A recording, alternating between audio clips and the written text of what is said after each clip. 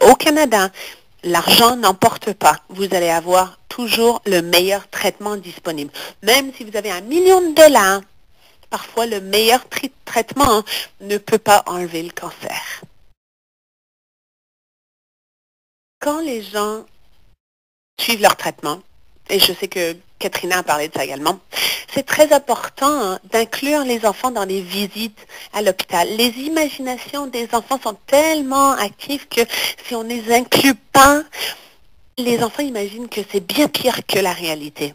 Donc, quand c'est une question d'aller à la clinique, d'aller pour la chimio, d'aller visiter quelqu'un à l'hôpital la nuit, etc., allez-y avec l'enfant. C'est toujours important de leur expliquer ce qu'ils vont voir, ce qu'ils vont entendre, ce qu'ils vont sentir. Mieux vous pouvez les préparer, mieux c'est. Je dis toujours, si quelqu'un est sur une perfusion, par exemple, ou sur oxygène, je dis ça à l'enfant avant. Et si je peux, je dis, bon ben si grand-maman est sur oxygène aujourd'hui, mais ce n'était pas le cas hier, peut-être que vous pouvez rentrer à la maison avec des tubes d'oxygène et leur montrer à votre enfant et le jouer avec le nounours, de jouer avec ces tubes-là avec le nounours pour que ça ne soit pas nouveau. Mieux on peut préparer les enfants, mieux c'est. Une autre chose très importante avec les enfants, c'est si un oncologue ou un médecin de famille ou un médecin est prêt à rencontrer les enfants. Ça peut vraiment être utile également. Les enfants pensent que les médecins connaissent tout. J'avais une petite fille la semaine dernière et j'ai dit, écoute, le médecin va peut-être pas avoir toutes les réponses.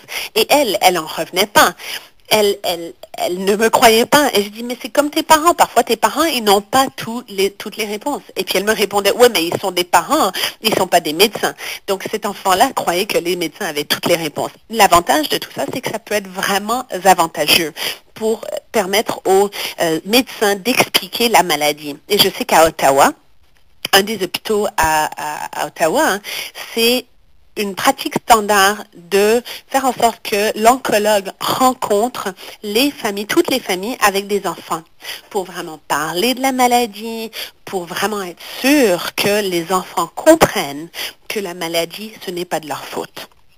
Une des choses très, très importantes à savoir, moi j'appelle ça les 3 C. C'est les 3 C de ce que les enfants veulent savoir.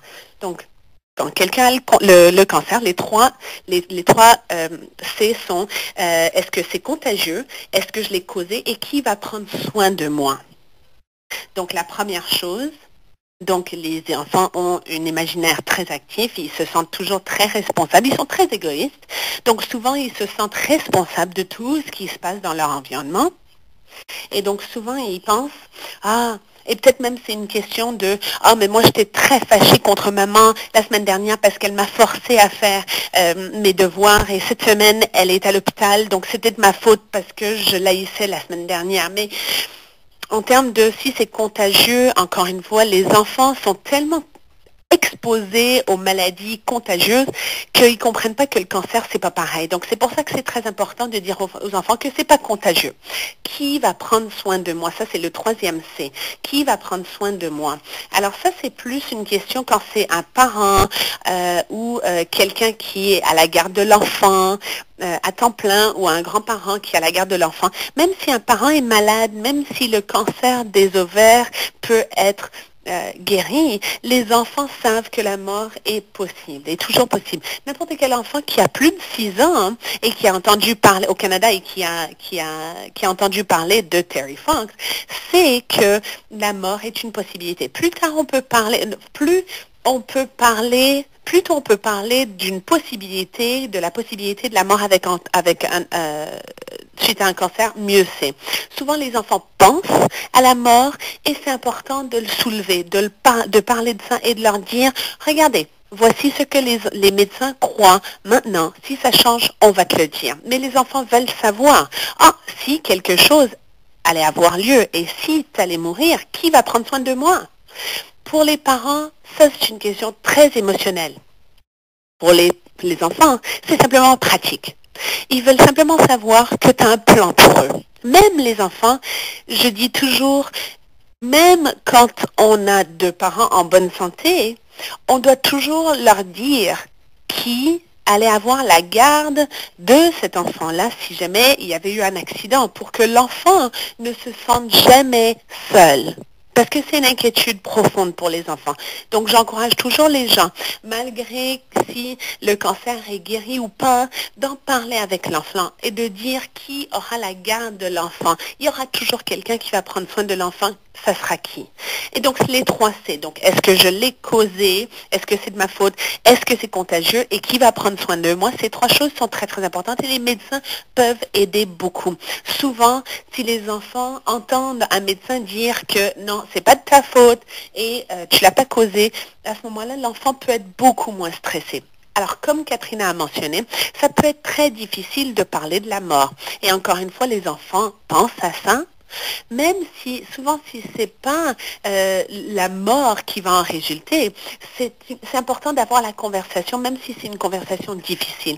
Et je dis toujours aux familles, je dis, écoutez, vous pouvez pleurer pendant la conversation, ça va si vous êtes triste. Vous devriez se poser comme modèle pour le deuil.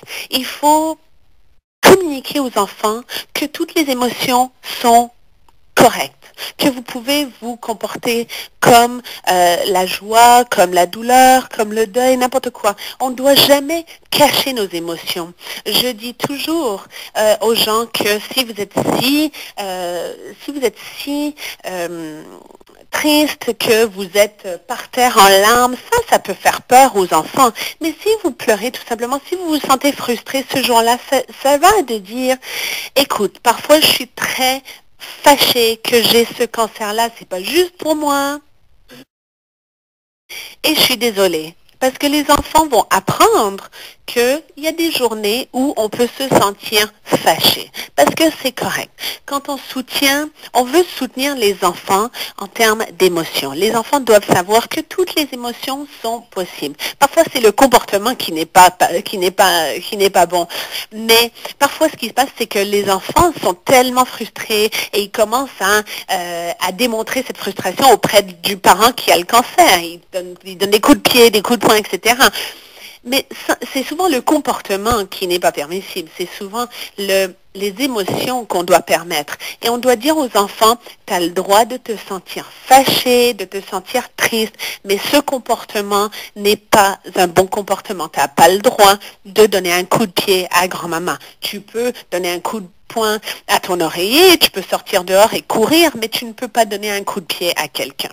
Quand on parle du fait d'être mourant ou de mourir, c'est très important d'employer les bons termes. Souvent, les gens vont vouloir faciliter les choses pour les enfants en disant cette personne-là est passée à un autre monde, cette personne-là a trouvé Jésus, plutôt que dire mourir.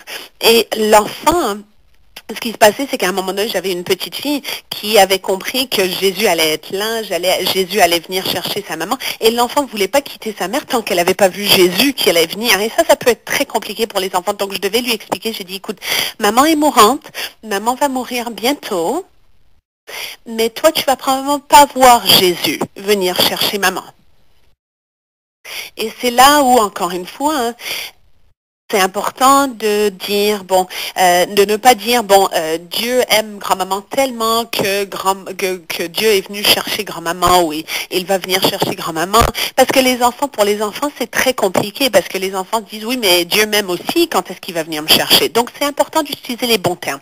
La mort, être mourant, et ce que je dis aux enfants, c'est que je dis, la mort, c'est lorsque le corps arrête de bien fonctionner. Encore une fois, avec toutes ces choses-là, il ne faut pas se sentir comme si vous avez toujours les réponses pour les enfants. C'est simplement très bon de parfois songer avec les enfants. Et lorsqu'ils posent des questions auxquelles vous n'avez pas les réponses, vous pouvez songer ensemble. Et vous pouvez dire, qu'est-ce qui se passe après la mort? Je ne sais pas, qu'est-ce que tu penses que va se passer après la mort? Parce que moi, je ne le sais pas. Cette personne-là, il faut également expliquer à l'enfant que cette personne-là une fois que la personne est décédée, la relation n'est jamais remplacée. La recherche nous démontre que les enfants garde l'importance des relations.